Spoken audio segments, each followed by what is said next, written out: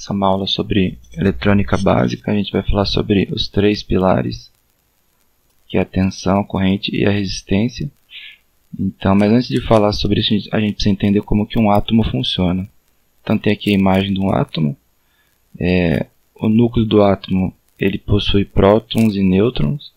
A gente pode ver aqui na imagem. Em volta do núcleo tem o elétron fazendo esses movimentos circulares aqui, né, orbitando o núcleo do átomo. E para que ocorra a corrente elétrica, esses elétrons do núcleo do átomo, ele precisa se deslocar, ele precisa fazer um movimento ordenado dentro de um fio condutor. Então é esse movimento que gera a corrente elétrica, que gera o circuito elétrico, né? Então, como base, a gente precisa entender o átomo, como que ele funciona. Então tem o núcleo, o próton e o nêutron ficam dentro do núcleo e o elétron fica em volta orbitando. Quando a gente não tem uma corrente elétrica, esse elétron ele se movimenta de forma desordenada. E quando a gente fecha um circuito elétrico, esse elétron passa a se movimentar de forma ordenada. A gente vê melhor aqui nessa imagem. Então, um movimento desordenado, quando a gente não tem um circuito fechado, a gente pode ver aqui que a chave está aberta. Então, os elétrons estão se movimentando de uma forma desordenada. E aqui nessa imagem já tem o movimento ordenado dos elétrons, quando a gente tem o circuito fechado, passando pela energia e a resistência. Então tem a tensão, a corrente que passa pelo condutor e uma resistência fazendo uso dessa corrente que está passando. Aqui a gente tem os elétrons se movimentando nessa imagem.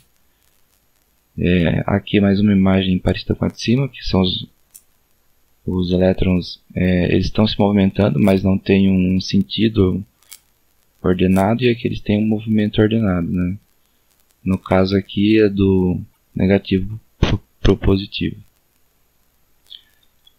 Quando a gente vai falar de tensão, a gente conhece o nome de tensão, mas ela também pode ser chamada de diferença de potencial elétrico. A gente vai entender melhor essa diferença de potencial elétrico. Nós fizemos essa analogia a uma caixa d'água. Então aqui a gente tem uma caixa d'água nessa imagem, e essa cheia e essa vazia. A diferença de potencial das duas seria a diferença de água entre as duas.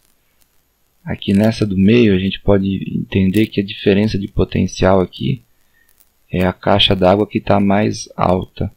Nessa imagem a gente consegue ver melhor. Então a gente tem uma diferença de potencial aqui da caixa 1 para a caixa 2 e para a caixa 3. Né? Qual que é a diferença aqui entre a 1 e a 3? São esses 15 metros. A gente vai fazer uma analogia à tensão.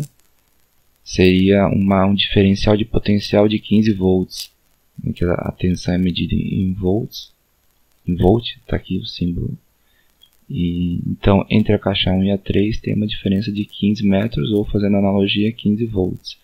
A gente tem a caixa 2, essa caixa está a 8 metros do chão, então a diferença de potencial dela para a caixa 1 já não é os 15 metros, e sim a diferença do 8 para o 15, ou seja, 15 menos 8. Sempre que a gente fala de diferença, a gente lembra da matemática, né?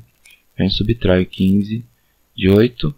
Então a gente tem um diferencial aqui entre a caixa 1 e a 2 de 7 volts ou 7 metros. Aqui a gente tem um exemplo mais prático da pilha.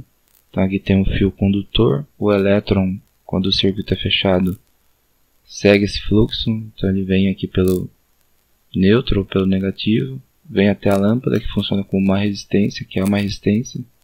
Aqui dentro esse fiozinho é uma resistência que brilha conforme passa a energia por ali. Ela retém energia, dificulta a passagem de energia, por isso que tem o nome de resistência.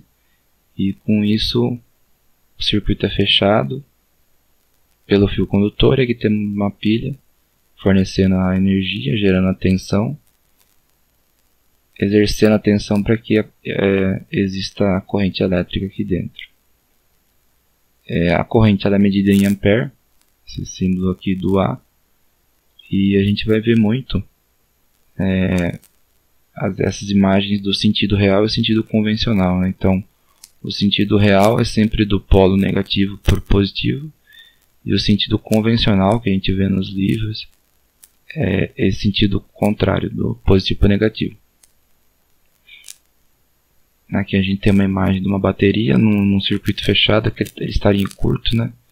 Mas é só para a gente ver os elétrons se movimentando do menos para o mais, igual a gente fala aqui no sentido real da corrente.